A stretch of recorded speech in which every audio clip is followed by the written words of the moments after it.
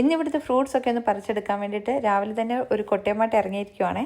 ആദ്യം തന്നെ നമ്മുടെ എല്ലാവരുടെയും ഇഷ്ടപ്പെട്ട കശുവണ്ടിപ്പഴം തന്നെ പറിച്ചെടുക്കാം. ഇത് ബേറാപ്പിൾ ഇലന്തപ്പഴം എന്ന് പറയും. ഇത് പച്ച കളറിലെ ഇലന്തപ്പഴമാണ്. ഇതാണ് മിറക്കിൾ ഫ്രൂട്ട്.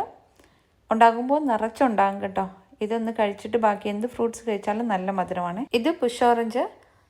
എപ്പോഴും നിറച്ച് കായുണ്ട് കേട്ടോ, പക്ഷെ ഭയങ്കര പുളിയാണ്. അച്ചാറിടാൻ ബെസ്റ്റാണ്. ഇത് അമ്പഴങ്ങ. നിറച്ചുണ്ടാവുകയും ചെയ്യും, വർഷം മുഴുവൻ നമുക്ക് കാ കിട്ടുകയും ചെയ്യും. ഇത് ചിക്കു അല്ലെങ്കിൽ സപ്പോട്ടയാണേ. പഴുത്ത് കഴിഞ്ഞാൽ നല്ല മധുരമുള്ള ഇനമാണ്. ഇതാണ് വെള്ളഞ്ഞാവൽ. ചെറിയ മരമാണെങ്കിൽ നിറച്ച് കായ്ച്ചിട്ടുണ്ട്. ഈ ഒരു കളറാകുമ്പോൾ ഇത് പറിച്ച് തിന്നാൻ വേണ്ടിയിട്ട് നല്ലതാണ്. ഇതിപ്പോൾ നമുക്ക് എല്ലാവർക്കും അറിയാമല്ലോ. ഇത് നമ്മുടെ സാധാരണ നാടൻ ചാമ്പ തന്നെയാണ്.